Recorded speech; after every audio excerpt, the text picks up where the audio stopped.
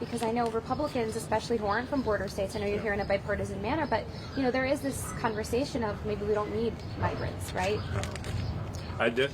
What I hear the most is the chaos that's happening here at the border, the uncontrolled management of this, and trying to be able to manage the chaos rather than try to be able to build a strong legal pathways process on this. Getting legal pathways is a much better way to do this. I find very few people in America, Republican, Democrat, Independent, that are opposed to legal immigration.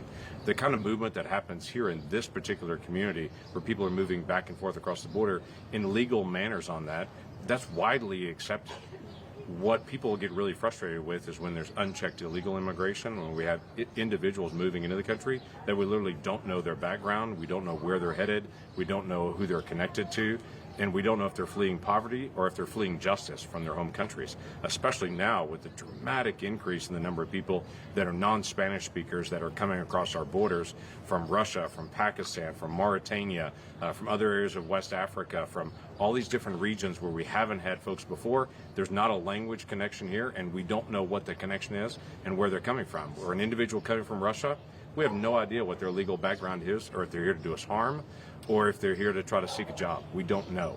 And that national security issue has to be addressed with a legal, orderly process. So closing the asylum loophole, instituting actual security on our border, and then creating more legal pathways for folks to come here to work, that together helps solve that challenge. It ensures that we have the workers that we need, that only good people are coming into the country, and that border communities such as Nogales, where we are today, can continue to have a vibrant cross-border trade and economy. Can one happen without the other, or do you want to move all of this together? They'll move together. They'll move together. Yeah, they'll move together because, again, all these issues are interconnected. That's on right. this. When you're dealing with slowing the flow of illegal migration, you're putting up the stop sign and say, we're not going to do illegal migration anymore. We're not going to do that. But we are going to do this. Right. It is the most classic statement of wide gates and tall fences, where we have the opportunity for individuals to be able to come and to be able to work here, or to be able to visit family, or to be able to do tourism or commerce or whatever it may be.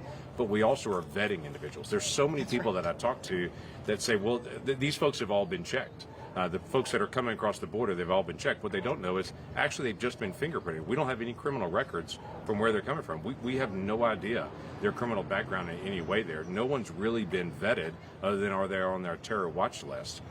So people are making assumptions that the federal government is watching out for their own security when there's just no way to be able to keep up with the number of people that are moving and how fast it's happening. The reality is that right now, international criminal cartels like Sinaloa, they are the ones who chooses.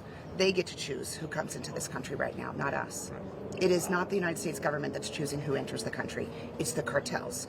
They're the ones who decide who gets in which line and what day they come. They're the ones who say you can put in the app, you can get in line.